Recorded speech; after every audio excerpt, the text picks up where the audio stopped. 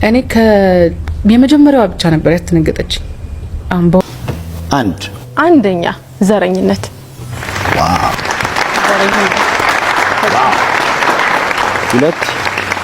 ሁለተኛ የሴቶች መደፈር።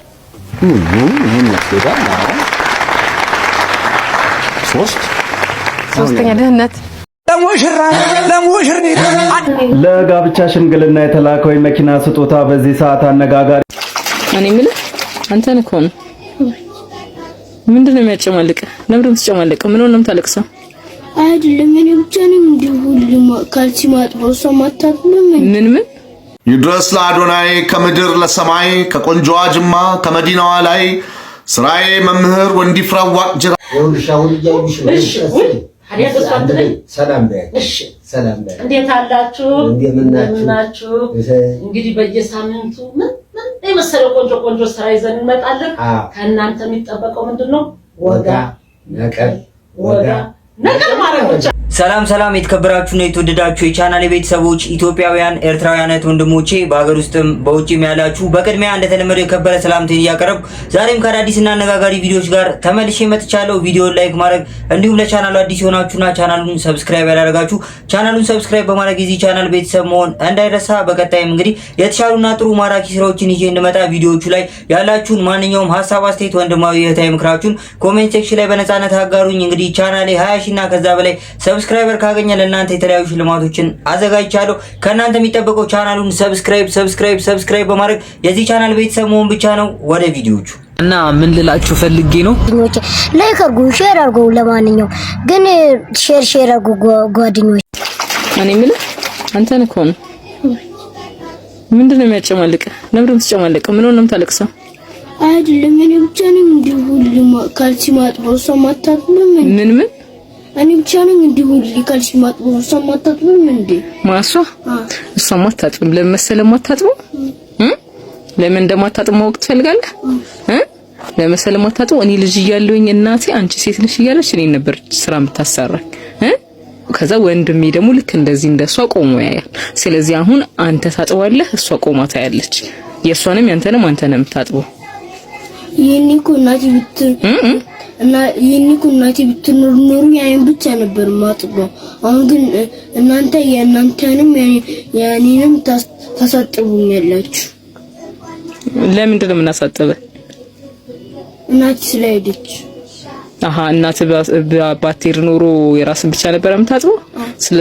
ይህን ቪዲዮ ከተመለከትኩ በኋላ ተገርሜያለሁም በጣም አዝኛለሁም። ታዲያ የተለያዩ ሰዎችም በዚህ ቪዲዮ ሪአክሽናቸውን ሀሳባቸውን በማህበራዊ ድረገጽ መተግበሪያዎች እያጋሩ ነው። እስኪ አንድ ወንድማችን በዚህ ጉዳይ ያጋራው ሀሳብ አለ። እሱን ከተመለከትን በኋላ እኛም የራሳችንን ሀሳብ አስተያየት የምንሰጥበት ነው የሚሆነው። ወደ ቪዲዮ። እኔ የምልህ አንተን እኮ ነው። ምንድነው የሚያጨማልቅ? ለምን ትጨማለቅ? ምን ሆነም ታለቅሰው? አይደለም እኔ ብቻ ነኝ ሁሉ ካልሲ ማጥበው ሰማታብም። ምን እኔ ብቻ ነኝ ሁሉ ካልሲ ማጥበው ሰማታብም። እንዴ ማሷ እሷማ አታጥብም። ለምን መሰለህ ማታጥበው? ለምን እንደማታጥብ ማወቅ ትፈልጋለህ? ለምን መሰለህ ማታጥበው? እኔ ልጅ እያለሁኝ እናቴ አንቺ ሴት ልጅ እያለች እኔ ነበር ስራ የምታሰራኝ። ከዛ ወንድሜ ደግሞ ልክ እንደዚህ እንደሷ ቆሞ ያያል። ስለዚህ አሁን አንተ ታጥባለህ፣ እሷ ቆማ ታያለች። የሷንም ያንተንም አንተ ይሄ ነገር ኮንተንት ይመስለኛል። ፕሮፋይሏ ውስጥ ደግሞ ገጣሚ ናት። ገጣሚ ጌጤ እንደ እየተደጋገመ ስለሆነ ምናልባት ድራማ ያረጉት ኮንተንት አድርገው ሊቀጥሉበት ከሆነ ይሁን። ግን እሱም ቢሆን እንዴት እንደዚህ አይነት ሀሳብ መጣልሽ? እኔ በልጅነቴ እናቴ እኔም ብቻ ስለምታሰራ ወንድሜን አታሰራ ስለነበረ አንተናና እሷ እንደዚህ ቆማ እነ ማናችሁ የምትባሉ ሰዎች እስኪ ኑና ሀሳብ ስጡበት። ወይስ እንደዚህ ነበር የምትፈልጉት? ሴት ልጅ እንደዚህ ትበደል ስለነበረ ወንዶችም እንደዚህ ተበደሉ ነው የምትፈልጉት? ይሄንን ነው እንደዚህ አይነት ካራክተሮች እንዲፈጠሩ ነበር የምትፈልጉት? መጀመሪያ እግዚአብሔርን የእውነት መስሎኝ እንዴት እንደደነገጥኩ። ምን እየሆነች ነው? እና እናቷን አትወቅስም እንዴ? እናቷን አትናገርም? በህይወት ካለች እናቷ ሞት አባት ከሆነ ከዛ ፕሮፋይል ውስጥ ስገባ ነው ሌላም ሳይ ኦኬ ነገር ድራማ ይሆናል ብዬ ያሰብኩት። እንዴት ሐሳቡ መጣልሽ? ጉዳዩ ከይዘት መፍጠር ጋር ወይም ደግሞ ኮንተንት ክሬት አድርጎ ቫይራል ከመውጣት ጋር ይያያዛል። ግን እኔ የታዘብኩት አንድ ነገር ኮንተንት ክሬት ከማድረጉ በሰው ፊት ታዋቂ ተወዳጅነት ከማግኘቱ በላይ በምን አይነት መንገዶች ነው ልንታወቅ የሚገባው በሰው ፊት የሚለውን ነገር ጠንቅቀን ማወቅ አለብን ብዬ አስባለሁ። እዚህ ጋር እንግዲህ ከቪዲዮ ምንድነው የምንረዳው? ወንዱ ስራ እየሰራ ነው፣ ሴቷ ቆማ እያየች ነው። አሁን ላይ እንግዲህ ይህ ነገር ድሮ የቀሩ ሀሳቦችን ድጋሚ እንደዚህ እያመጡ ሶሻል ሚዲያ ላይ ማጋራቱ በሰው ፊትም ወይም ደግሞ በኦዲየንስም ተወዳጅነት ያተርፋል ብዬ አላስብም። ያው ሁላችንም አስተሳሰባችን ይለያያል። ብቻ ቤተሰቦች ይህን ቪዲዮ ከምን አንጻር ተረዳችሁት? እስኪ ያላችሁን ሀሳብ አስተያየት ኮሜንት ሴክሽን ላይ ጻፍ አድርጉልኝ። ነገር ግን ሁሌም ቢሆን ሶሻል ሚዲያ ላይ ለምናጋራቸው ነገሮች ምክንያታዊ እንሁን። ከተጋሩ በኋላ ምን አይነት ነገሮችን ከህብረተሰቡ ምላሽ ያገኛሉ የሚለውን እናስብበት። ወደ ኔክስት ቪዲዮ። ለሱራፌል ተካ መኪናው ይገዛል። ውድ ኢትዮጵያውያን ይህ ቻሌንጅ ከቻሌንጅም በላይ የኢትዮጵያን ህብረትና አንድነት የታየበት ሁሉም ኢትዮጵያዊ የተለያዩ አዝናኝና የሀገራችንን ታሪክ በሚወክሉ ስራዎቹ እናውቀዋለን። አርቲስት ሱራፌል ተካ ከነዚህ ውስጥ እስኪ ይህንን ተመልክተን እንመለስ። ሰላም እንዴት አላችሁ? እንደምናችሁ? እንግዲህ በየሳምንቱ ምን የመሰለ ቆንጆ ስራ ይዘን እንመጣለን። ከእናንተ የሚጠበቀው ምንድነው? ወጋ ነቀል ማድረግ ብቻ ነው። እንዴት ነገር እኔንም እኮ ፋራ አረግሽ። አዎ እንዲያውም ልጄ ሲል ሰምቻለሁ። ሼርም አለ ላይክም አለ። እንግዲህ መተናነጣችሁ ቤተሰቦች እናንተም ወጋ ነቀል ለማድረጓን እንዳትረሱ። ቪዲዮ ላይክ ማድረግ፣ ቻናሉን ሰብስክራይብ ያደርጋችሁ ቻናሉን ሰብስክራይብ ማድረግ እንዳትረሱ። ታዲያ በተለያዩ ስራዎቹ አሁን በተመለከትነውና በተለያዩ ጥሩ ስራዎቹ እናውቀዋለን ተዋናይ ሱራፌል ተካ። ታዲያ ቤተሰቦቼ በወጣቱ ኮንተንት ክሬተር አዶናይ ምክንያት ጋሽ ሰለሞንን ወይም ደግሞ አርቲስት ጋሽ ሰለሞንን ጨምሮ ሱራፌል ተካ የተለያዩ ነገሮች ተደርጎላቸዋል። ሱራፌል ተካም እንግዲህ አሁን መኪናን ይቀበላል። ባለፈው ደግሞ ጋሽ ሰለሞን ተቀብሏል። ታዲያ ቤተሰቦች ምን ልላችሁ ፈልጌ ነው፣ በዚህ በማህበራዊ ድረገጽ መተግበሪያዎች እንደዚህ ጥሩ ስራዎች ሊበረታቱ ይገባል። ታዲያ በዚህ በማህበራዊ ድረገጽ መተግበሪያ ከነዚህ ጉዳዮች ጋር በተያያዘ አንዳንድ ሀሳቦች ይነሳሉ። እናንተስ ምን አይነት ሀሳብ አስተያየት አላችሁ? ሀሳብ አስተያየታችሁን ኮሜንት ሴክሽን ላይ ጻፍ አድርጉ። አንድ ቪዲዮ አለ፣ ይሄን በተመለከተ እሱን ተመልክተን ብንመለስ ደስ ይለኛል። ወደ ቪዲዮ። ይድረስ ለአዶናይ ከምድር ለሰማይ ከቆንጆዋ ጅማ ከመዲናዋ ላይ ስራዬ መምህር ወንዲፍራ ዋቅጅራ በጣቶቹ ውበት በአእምሮ ምኮራ 5 ቪዲዮዎችን ስላንተ ስሰራ በጎነት ገዝቶኝ ማርያምን ስጠራ ካንተነት ማዛ ከእምነት ጓዳ አንድ ነገር ልበል አንዴ ተሰናዳ። እንዲህ ነው ነገሩ ጥንተ ታሪክ ያለው ቤተክርስቲያኑ ስሙም መድኃኔዓለም ዲያቆኑም ካህኑ ምእመኑም ሁሉ ሲቀድስ ሲያስቀድስ ሲታጠን በጣኑ 100 ዓመታትን አስቆጥሯል ሙሉ። አሁን ደግሞ ካቴድራል ሊሆን መሰረቱ ሊጣል ጥር 3 ደርሰናል እልልልልንል። ታዲያ እኛ አዶናይ ለሁሉም ደራሹ ከቻለንጁ ጀርባ አንተ ነፈዋሹ እግዚአብሔር አቅም ሰጥቶ የእግዚአብሔር ቤትን ስራ ኑ ብለህ ጥራቸው ብርሃንም ይብራ ኑ ብለህ ጥራቸው የእግዚአብሔር ቤትን እንስራ አንድ ጠጠር ወርውር አንቴኔ ቀብራራ ለአዶናይ። እኛ አባታችን የገጠሙት ግጥም እንግዲህ በአንድ አካባቢ ይመስለኛል በጅማ አካባቢ ማለት ነው ለሚሰራ ቤተክርስቲያን አዶናይ እጅህን ዘርጋልን ቻሌንጁ ሁሉ በአንተ ነው የሚፈጸመው ሲሉ ተደምጧል። ይህ ቪዲዮ ብዙዎችን ሲያነጋግር ነበር። ሌባ የሚበዛበት የት ነው? ደሃ ሰፈር። ስርቆት የሚበዛው የት ነው? ደሃ ሰፈር። በሽታ የሚበዛው የት ነው?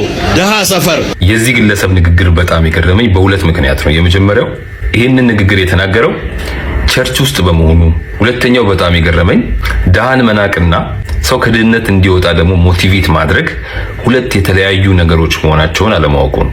ኢየሱስ ክርስቶስ እኮ በምጽአቱ ቀን የሚጠይቀን ጥያቄ አለ። ስራብ አበልታችሁኛል ብሎ ይጠይቃል። የሚራብ ማን ነው? መቼስ ሀብታም አይራብም አይደለ? ድሃ ነው። ስታረዝ አልብሳችሁኛል ብሎ ይጠይቃል። የሚለብሱትን አጥተው በየጎዳናው የወደቁ ምኖች ናቸው? መቼስ ሀብታሞች አይደሉም፣ ድሃዎች ናቸው።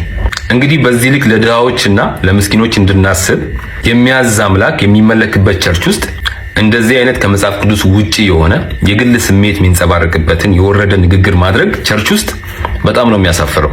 ሌላው በጣም የገረመኝ በንግግሩ መሃል ምንድነው ያለው? ሌባ ወይ ዘራፊ ያለው የት ነው አለ? የድሃ ሰፈር አለ።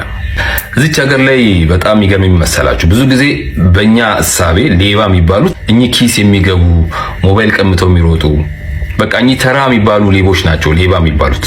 የኛ ሀገር ትክክለኛ ሌባዎች ግን ተሽከርካሪ ወንበር ላይ ቁጭ ብለው ቦርጫቸውን ዘርግፈው መንግስትና ህዝብ የሰጣቸውን ኃላፊነት ወደ ኋላ አድርገው ከዚች ምስኪን ሀገራቸው ላይ ዘርፈው ሀብት ያካበቱ ሀብታም ሌቦች ናቸው ትክክለኛ ሌቦቹ። በሽታ ያለው ድሃ ሰፈር ነው ምናምን አልክ። ባይገርም እንደ ድሃ ጤናማ የለም። እንደ ድህነታቸውማ ቢሆን እንዳንተ ሐሳቤ ድሃ የሚባል በበሽታ ሞቶ ባለቀ ነበር። ስለዚህ ባጭሩ እንደ መደምደሚያ ድሃን መናቅና ሰው ከድህነት እንዲወጣ ሞቲቬት ማድረግ እጅግ በጣም የተለያዩ ነገሮች ናቸው። ይህንን ቪዲዮ አድርሱ። ከተወሰኑ ጊዜያት በኋላ እንደዚህ አይነት ቪዲዮዎች ማለትም የማይገቡ አይነት ቪዲዮዎች በማህበራዊ ድረገጽ መተግበሪያዎች ሲጋሩ መመልከት ለምደናል። ፈጣሪ ይመለክበታል ተብሎ በሚታሰብበት ቦታ ውስጥ ማለቴ በቸርች ውስጥ እንግዲህ ከአንድ ሃይማኖት አገልጋይ እንደዚህ አይነት ቃላቶችን መስማትና ይሄንን ቪዲዮ ደግሞ ለህብረተሰቡ እዩ ተመልከቱ ጥሩ ነው መልእክቱ ብሎ ማጋራቱ እንግዲህ የቱ ጋር እንዳለን ማሳያ ነው ብዬ አስባለሁ ቤተሰቦች። ብቻ ለማንኛውም የዚህ ፓስተር ንግግር ብዙዎችን አስቆጥቷል። እናንተስ በዚህ ጉዳይ ምን አይነት ሐሳብ አስተያየት አላችሁ? ሐሳብ አስተያየታችሁን ኮሜንት ሴክሽን ላይ ጻፍ አድርጉልኝ። ወደ ኔክስት ቪዲዮ ጤና ይስጥልኝ። እንግዲህ አሁን እንደምታዩት የ6 ኪሎ አንበሳ ግቢ ነው የምንገኘው። እንደምታዩት አንበሳው ትንሽ የተጎዳ ይመስላል። ያው ምግብ ምናምን ነገር ተብሎ ሰሞኑን ሶሻል ሚዲያ ላይ የሚነገረው ነገር ነበር። ግን ያው ከመክሳቱም አልፎ ጎፈሩም የለም። የሚመለከታቸው አካላት ወይ ደግሞ እንግዲህ የእንስሳት መብት ጠባቂ አንድ ነገር ቢያደርጉ መልካም ነው ብለን እናስባለን።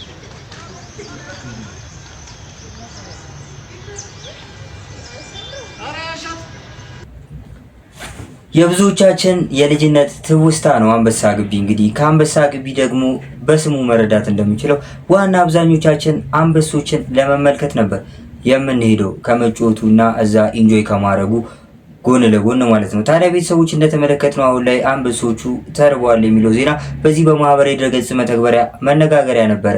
ብዙዎችንም ያስገረመ ጉዳይ ነበር። ሰላም ሐረርቢ የምስራቁ ፀሐይ በኩራት ሐረር ላይ ሲፈነጥቅ ጠባብና ጠመዝማዛ መንገዶቿ የሺህ ዓመታት ታሪክን በጆሮ ያንሾካሹካሉ። ሐረር ከተማ ብቻ አይደለችም፣ በጀጎል ቅጥር ውስጥ የታሸገች የፍቅር ሙዚየም፣ የቅዱሳን ማረፊያና የሰው ልጅ የመቻቻል ትልቁ ማሳያ እንጂ። ጀጎል ያ ጥንታዊና የማይደፈር አጥር በውስጡ 5 በሮች አሉት። እያንዳንዱ በር ወደ አንድ የተለየ ዓለም የሚወስድህ ይመስላል። በጀጎል ውስጥ ስትጓዝ ቀለማት የለበሱ ግድግዳዎችና በባህላዊ ልብስ ያጌጡ እናቶችን ታገኛለህ። ሐረርን ገይ ይሏታል ባለቤቶቿ። ገይ ማለት ከተማ ብቻ ሳይሆን ቤት ማለት ነው፣ የነፍስ ማረፊያ። በሐረር አውራ ጎዳናዎች ላይ ስትራመድ መጀመሪያ የሚቀበል የሐረር ቡና ናፍቆት የሚቀሰቅስ መዓዛ ነው። የሐረር ልጅን በጨዋታ አዋቂነቱና በትህትናው ታውቀዋለህ። በዛው ልክ ጣጣም የለው። የሐረር ምሽቶች ደግሞ ልዩ ጣዕም አላቸው። በዓለም ላይ የዱር አውሬና ሰው ተስማምተው የሚኖርባት ከተማ ቢኖር ሐረር ብቻ ናት። ያ ጅብ ከአፉ የሚያጎርሰው ሰው ድርጊት ለዓለም ድንቅ ቢሆንም ለሐረር ልጅ ግን የቀደመ ወግ ነው። ሐረር የ99 ቅዱሳን አውሊያዎች መዲና ናት። ያ የመንፈሳዊነት ድባብ በየመስጊዱና በየቤተ ክርስቲያኑ ደወል ውስጥ ተከባብሮ ይኖራል። የሐረር እናቶች በአትላስ ልብሳቸው ሲያልፉ ቤቶቻቸው ውስጥ ያሉት የቅርጫት ስራዎችና የሸክላ ውጤቶች የጥበብን ማማ ያሳያሉ። ሐረር ማለት የአርተር ራምቦ ቤት፣ የኤሚር አብዱላሂ ቤተ መንግስትና የፍቅር መተንፈሻ ነች። ሐረር መግባት እንጂ መውጣት አይታሰብም ይባላል። አዎን ሐረርን አንዴ ከቀመስካት ያ የጀጎል ቤተሰባዊነትና የቡናው ጠረን በልብ ውስጥ ይታተማል። በየትኛውም የዓለም ጥግ ብትሆን የሐረር ልጅ ከሆንክ ውስጥ ሁሌም ጀጎል ውስጥ ነው። ሐረር የሰላም መዝሙር፣ የፍቅር ቅኔና የምስራቋ ውብ ጌጥ ናት። ሐረር ከተማ ብቻ አይደለችም፣ ሐረር ስሜት ናት። የሰው ልጅ ከሰው ብቻ ሳይሆን ከተፈጥሮ ጋር በፍቅር መኖር እንደሚችል የምታሳይ የዓለም ድንቅ ስጦታ። ሐረር የፍቅር መጠለያ፣ የትዝታ ጎጆ። ሀገሬን ለዓለም ዝግጅቴ ይቀጥላል።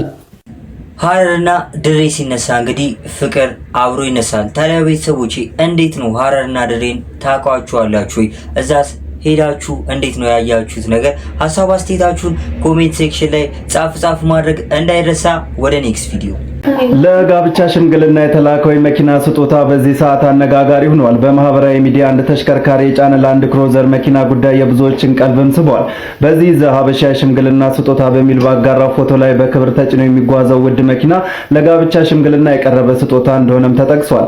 የመኪና ስሙ ያልተገለጸ ባለሀብት ለፍቅረኛው ቤተሰቦች ልጃቸው እንዲሰጡት የላከው የጋብቻ ሽምግልና ስጦታ መሆኑ የብዙዎችን ቀልብ ሲገፍም ለመታዘብ ችለናል። በእርግጥም በሀገራችን ባህልና ወግ መሰረት ሽምግልና ሲላክ የተለያዩ ስጦታዎችን ይዞ መሄድ የግድም ነው። ይህ ግለሰብ የሀገራችንን ባህል መሰረት አድርጎ ሽማግሌዎችን በጉስኪ አበሻ ረቄ ሳይሆን የፍቅረኛውን ቤተሰቦች የልብ ምትቀጥ የሚያደርግ ዋይ አረ ጎበዝ የሀገራችን ሽምግልና ባህል ወዴት እየሄደ ነው ያስባለው ቪኤት እንግዲህ ለሙሽሪት ቤተሰቦች በትላንትናው ዕለት በማህበራዊ ድረገጽ ለሽምግልና ወይም ደግሞ ልጃችሁን ለልጃችን ለማለት እንደ ስጦታ ቀርቧል ሲባል ብዙዎችን አስገርሟል። ቤተሰቦች እንዴት ነው ሽምግልናችሁን በተለያዩ ነገሮች ለመስጠት ወይም ደግሞ ሽምግልና እንደ ባህላችን ለመጠየቅ ያላችሁ ወንድሞቼ ምን አሰባችሁ? ባለጸጋ መቤት ባለጸጋ ናት አፍሰናል ከደጅሽ ብዙ በረከት ወጀቡን ቀስፈናል ብለን ማርያም እንዘምራለን እስከ ዘላለም። ባለጸጋ መቤት ባለጸጋ ናት አፍሰናል ከደጅሽ ብዙ በረከት ወጀቡን ቀስፈናል ብለን ማርያም እንዘምራለን እስከ ዘላለም። እንደኔ ኃጢአት በደሌ ይገባኝ ነበር መስቀሌ ጽኑ ኪዳኗ ጋረደኝ እንባ ጸሎቷ። በፊት ከነበሩ የኢትዮጵያ ኦርቶዶክስ ተዋሕዶ ቤተክርስቲያን አገልጋዮች በዝማሬ ቤተክርስቲያኒቷን ከሚያገለግሉ ወንድሞች መካከል የነበረውን የማንን ድምጽ ይመስላል? ይህንን እንግዲህ ለእናንተ እንደ ጥያቄ ትችላችኋል። ድምፃዊ አንዱዓለም ጎሳና የቀነኒ አዱኛ ወንድም የሰጧቸው ምልልሶችን በተመለከተና እንደ ማስረጃ ምዘና ጋር እንዴት ሊመዘን ይችላል? ጠበቃና የህግ አማካሪ ያያሉ ቢታኔ ጉዳዩ አሁንም ቢሆን ቬሪ ሴንሲቲቭ ስለሆነና ፐብሊክም ስለሆነ ነው ተመልሼ የመጣሁት። ምክንያቱም በሁለቱም ወገኖች መካከል ያለው እሰጥ አገባ አሁንም ቢሆን እልባት ያላገኘ በፍርድ ቤት በክርክር ላይ ያለ ጉዳይ መሆኑን ልብ በሉ ማለት ነው። ነገር ግን በፍርድ ቤት ጉዳዩ እየታየ ያለ ቢሆንም ነገር ግን የግል በዳይ ነው ወይም ደግሞ የተበዳይ ወገን ነኝ የሚሉ ሰዎች በሚሰጧቸው ምልልሶች ላይ ለማስረጃ ፍንጭ የሚሆኑ ጉዳዮችን እንዴት ባለ መልኩ ፖሊስም ሆነ አቃቤ ህግ መመርመር እንዳለባቸው አቅጣጫ መስጠቱ አግባብነት አለው። ምክንያቱም እንደ አንድ የህግ ባለሙያ የሰው ልጅ ነፍስ ነው፣ የሴት ልጅ ነፍስ ነው፣ የእህቴ ነፍስ ነው የጠፋውና ከዚህ ጋር በተያያዘ እንግዲህ ሲሪየስ በሆነ መልኩ ለምርመራው አቅጣጫ ሊሰጡ የሚችሉ ነገሮች ያልታዩ ነገሮች ካሉ ዳግም ሊታዩ የሚገባበት ሁኔታ ነው ማለት ነው። እንግዲህ ወንድማችን ድምፃዊ አንዱዓለም አሁንም ቢሆን ነፃ ተብሎ የመገመት ህገ መንግስታዊ መብት አለው። በወንጀል ስነ ስርዓት ህጉ ፕሮሰስ ኦፍ ሎው ሊከበር ይገባል የሚል ጽኑ የሆነ አቋም አለኝ። ነገር ግን ራስን ለመከላከል በሚመስል ሁኔታ ወጥቶ አንድ ሰው ሐሳብ በተጠረጠረበት ጉዳይ ላይ ሐሳብ የሰጠ እንደሆነ ያን ሐሳብ የሚሰጥበት ራሱ ላይ በመናገሩ ምክንያት ራሱ ላይ የሚናገራቸው ንግግሮች በሙሉ ራሱ ላይ እንደማስረጃ የሚቆጠሩና ለፍትህ ስርዓቱ ደግሞ ግብአት ሊሆኑ እንደሚችሉ ማወቅ አለበት ማለት እንግዲህ ጥሩ መካሪ አለው ብዬ አስባለሁ። ነገር ግን ራሱን ለመከላከል በሄደ ቁጥር ሐሳብ በሰጠ ቁጥር መረጃዎች ሊወጡና ራሱ ላይ የሚያጠራጥሩ ነገሮች ሊገኙ ስለሚችሉ ጥንቃቄ ሊደረግ ይገባል። ከዚህ ጋር በተያያዘ እንግዲህ አንዳንድ የወጡ ቪዲዮዎችን በተመለከተ እኔ አላደረኩም በሚል በግልጽ ያስተባበለው ነገር የለም። አንድ ምክንያቱም የበለዙ የተጎዱ ነገሮች አሉ። የሽጉጡን ጉዳይን በተመለከተ ማስፈራሪያ ተደረገ የተባለውንም ጉዳይ በተመለከተ ማስተባበያ አልተሰጠም። ስለዚህ እነዚህ ጉዳዮች እንደምን ይታያሉ? አቃቤ ሕግና ፖሊስ የራሱን ምርመራ ማድረግ አለበት ማለት ነው። በተጨማሪም ደግሞ ስሜ ተጠቅሷል በሚል ወጥቶ ራሱን ለመከላከል ጥረት ያደረገው የቀነኒ አዱኛ ታናሽ ወንድምም ደግሞ ማስረጃዎች ናቸው ብሎ ያሰባቸውን ነገሮች በሙሉ ሲያጋለጥ ተመልክተናል። ስለዚህ አንደኛ እነዚህ በዝምታ የታለፉ ጉዳዮች እንደምንድን ነው የሚቆጠሩት? እንደታመኑ ጉዳዮች ነው የሚቆጠሩት። ሁለተኛ የሞቱ ዕለት ላይ ምንድነው የተከናወነው ማለት ነው? አብረው ተኝቶ ባሉበት ሰዓት ላይ መሃል ላይ ተነስታ ኪችን ገብታ ላርጎ ስትጠጣ ይሄንን ለቤተሰብሽ ነግራለሁ ስል ይሄውልህ እንደውም በል ተገላገለኝ በሚል ምክንያት ራሷ ላይ ቆልፋ ራሷን አጠፋች የሚል ነው ማለት ነው። ስለዚህ በወቅቱ ማንም ይሄንን ነገር ኩነት ያየ ያለመኖሩ ሲታይ፣ ነገር ግን ከባባዊ ማስረጃዎች ከዚህ ቀደም የነበሩ ነገሮች በትክክልም በድርጊቱ ላይ ማን ተሳታፊ ነበር በእውነትም ራሷን ያጠፋችው የሚለው የአካባቢ ማስረጃዎች ግን በእነዚህ በሁለቱም ግለሰቦች መካከል የተደረጉ ሰጣ ገባ ምልልሶች ላይ የአካባቢ ማስረጃዎች የሚጠቁሙት ነገር አለ ማለት። ስለዚህ ፖሊስ ያቋረጠው መዝገብም ካለ አሊያም ደግሞ አቃቤ ሕግም እያደረገ ያለው ነገር ላይ ከነዚህ ግለሰቦች ቃል ላይ መሰረት በማድረግ ተገቢውን ዳግም መዝገቡን ዳግም በደንብ አድርጎ ፈትሾ የማጣራትና ለዳኝነት ለመጨረሻ ለፍትህ ስርዓቱ ማሳለፍና ማስተላለፍ አለበት ብዬ አስባለሁ። ስለዚህ የማንም ሰው ህይወት ደመከልብ ሆኖ መቅረት የለበትም። ህግና ስርዓት ባለበት ሀገር ህግና ስርዓት ሊከበር ይገባል። እህቶቻችን፣ እናቶቻችን፣ ወንድሞቻችን፣ ቤተሰቦቻችን ደህንነታቸው እኛም ጭምር ደህንነታችን ሊከበር ይገባል። ዋስትና ሊሰጥ ይገባል። ስለዚህ መንግስት እያንዳንዱ ዜጋ ኃላፊነት ስላለበት ከዚህ አንጻር ተገቢውን ማጣራት ተደርጎ ትክክለኛው ፍትህና ስርዓት ይሰፍናል ብዬ ተስፋ አደርጋለሁ። በአንድ ወቅት እንግዲህ በአሳዛኝ ሁኔታ ህይወቷ በማለፉ መነጋገሪያ የነበረችው ሞዴል ቀነኒ አዱኛ ጉዳይ ሰሞኑን በተለያዩ ጉዳዮች ከወንድሞቿ በተገኙ መረጃዎችና እንዲሁም ድምፃዊ አንዱዓለም ጎሳ ወጥቶ በተናገረው ንግግር በማህበራዊ ድረገጽ መተግበሪያዎች ላይ ድጋሚ መነጋገሪያና የህዝቡን ትኩረት የሳበ ጉዳይ እንደነበር ሁላችንም እናውቃለን ብዬ አስባለሁ። በዚህ ዙሪያ እንግዲህ ከህግ አንጻር ጉዳዩ እንዴት ይታያል ያለውስ ነገር እንዴት ነው ህግ የሚመለከተው የሚለውን ነገር ወንድማችን እንግዲህ ጠበቃ በዚህ በማህበራዊ ድረገጽ መተግበሪያ ላይ እንዲህ አጋርቶናል። እናንተስ ቤተሰቦች በዚህ ጉዳይ ምን አይነት ሀሳብ አስተያየት አላችሁ? ሀሳብ አስተያየታችሁን ጻፍ አድርጉልኝ። ገና ወደ አርቱ ዓለም ገና ወደ ጥበቡ ዓለም ስትመጣ ነበር እንግዲህ በሰራቻቸው ስራዎች ሰይፉ ኦን ኢቢኤስ ላይ ቀርባ ይሄንን ንግግር በማድረጓ በብዙዎች ተወዳጅነት ያተረፈችው ሰላም ተስፋዬ ስለሷ የተለያዩ ነገሮች ማህበራዊ ድረገጾች ላይ እየተወሩ ነው። ምንድናቸው? መጀመሪያ እስኪ ሰይፉ ኦን ኢቢኤስ ሾው ላይ በአንድ ወቅት ቀርባ የተናገረችውን ምርጥ ንግግር ተመልክተን እንመለስ። ከኢትዮጵያ እንዲጠፉ የምትፈልጊያቸው 3 ነገሮች አለኝ። 3 ነገር ነው ብዙ። እሱማ እኔ 25 አለኝ፣ ግን አሁን አዘጋጆች አሉት ለአንቺ 3 ነው የሰጡሽ። አንደኛ ዘረኝነት። ዋው ዘረኝነት። ዋው። ሁለተኛ የሴቶች መደፈር። ይሄን ነስበላ። 3ኛ ድህነት። ድህነትም ያስኬዳል። ድህነት። ግጭቱ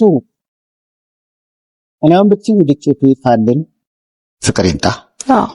ይሄ ሁሉ ጊዜ የምንጠቀስበት ያሳለፍን የጦርነት ታሪክ አሁንም ድረስ ተከትሎ ነው ያለው። ብዙ ነገሮች አሉና ለመልሶ አድናቂ ነኝ እኔ። የነሳው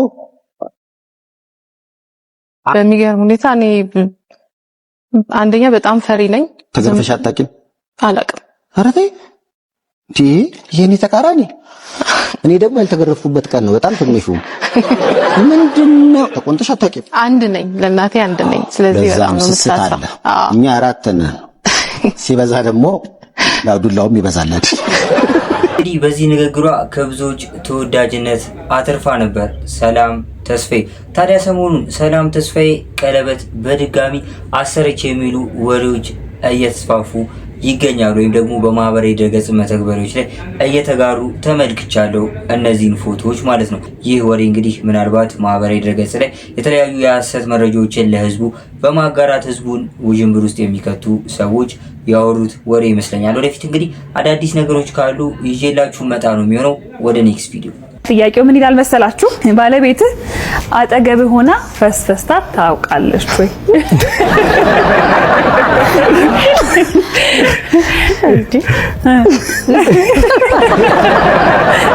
እነሱ ግን መልስ ሰጥተናል። ሀያት እንዴ በደንብ ነው። ወይዘሮ ገነት አዎ እንዴ እኛም ለዛሬ ይዤላችሁ የመጣኋቸው ቪዲዮዎች እነዚህን ይመስሉ ነበረ። ቪዲዮቹን እንደወደዳችኋቸው አልጠራጠርም። ቪዲዮ ላይክ ማድረግ፣ ለቤቱ አዲስ የሆናችሁና ቻናሉን ሰብስክራይብ ያላደረጋችሁ ቻናሉን ሰብስክራይብ በማድረግ የዚህ ቻናል ቤተሰብ መሆን እንዳይረሳ። ቪዲዮቹ ላይ ያላችሁን ማንኛውም ሀሳብ፣ አስተያየት፣ ወንድማዊ እህታዊ ምክራችሁን ኮሜንት ሴክሽን ላይ ያጋሩኝ። ነገ ጥሩ የተሻሉና ማራኪ ስራዎችን ይዤ እንድመጣ ያግዙኛል። 20 ሺና ከዛ በላይ ሰብስክራይበር ከገባው የተለያዩ ሽልማቶች ተዘጋጅተዋል። ከእናንተ የሚጠበቀው ቻናሉን ሰብስክራይብ በማድረግ የዚህ ቻናል ቤተሰብ መሆን ብቻ ነው። በቀጣይ ባሪፍና ማራኪ ስራዎች እስከምንገናኝ ለነበረን ቆይታ አመሰግናለሁ። መልካም ጊዜ፣ ይመቻችሁ።